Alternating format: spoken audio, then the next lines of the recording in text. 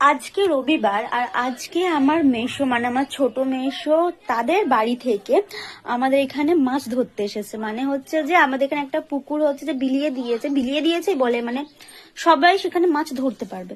তো সেই জন্য আমার মেসো এসেছে আজকে, এসে আমাদেরকে অনেক মাছ ধরে দিয়ে গেছে। মানে ওই লাইলেন্টিকা আর ওই কি বলে ওটাকে, শিঙি মাছ, মানে 3টে বড় বড় টাইপের শিঙি মাছ দিয়ে গেছে। তো আমি কখনো এর আগে শিঙি মাছ খাইনি, তো ভাবছি খাবো।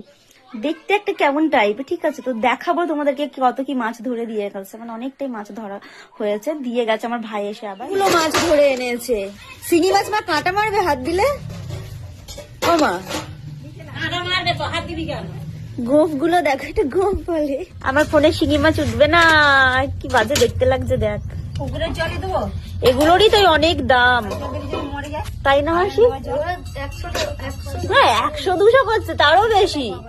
এখন বাজে 1:30টার মতো, আর আমি একটা ফেস প্যাক বানিয়েছিলাম মেয়েকে স্নান করতে যাব বলে। তো স্নান করে চলে এসেছি, ফেস প্যাকটা মাখতে ভুলে গিয়েছি। তো এখন খেয়ে নেবো, কারণ মা চিৎকার করছে যে 1:30টা বেজে গেছে, 1টার বেশি হয়ে গিয়েছে। তো আগে খেয়ে নেবো, খেয়ে নেবার পর তারপরে ফেস প্যাকটা অ্যাপ্লাই করবো।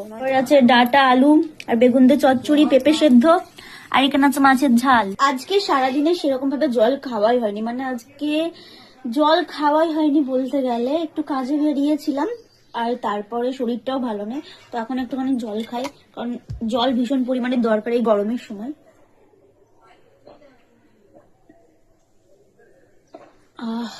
অনেকক্ষণ পর অনেকটা জল খেলাম।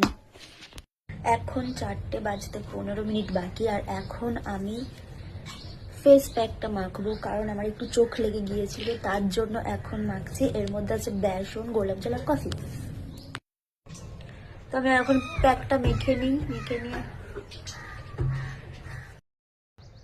ফেস প্যাক মাখা হয়ে গেছে, এটা কিছুক্ষণ শুকাক।